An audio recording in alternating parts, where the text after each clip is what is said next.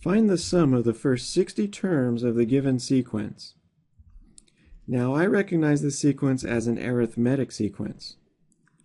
To verify that, we can take the difference between successive terms. In this case, if I take 0 minus 5, notice the result here is negative 5. Now also, if I take the third term here, negative 5, and subtract the second term, I also get negative 5.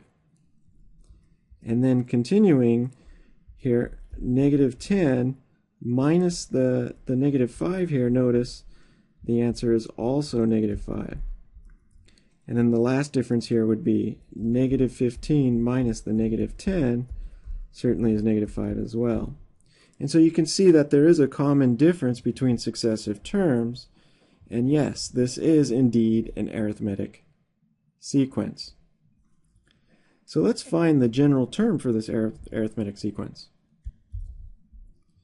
The formula for that is equal to a sub 1 plus n minus 1 times d. Now in this case, the first term is given to be 5 plus n minus 1 times the common difference, which we just determined is negative 5. And so simplifying this, we have 5 minus 5n plus 5, or 10 minus 5n. So here's a formula for the general term of this particular arithmetic sequence. Now the question asks for the sum of the first 60 terms. Now we have a formula for that. The sum of the first n terms in an arithmetic sequence is equal to n times a sub 1 plus a sub n, all divided by 2. And so in this case, we're asked to find s sub 60, the sum of the first 60 elements. And so that'll be equal to 60 times a1, which is the first element here, 5, plus a sub 60, all divided by 2. And so we need to determine the 60th term. And that's where the general term formula comes in.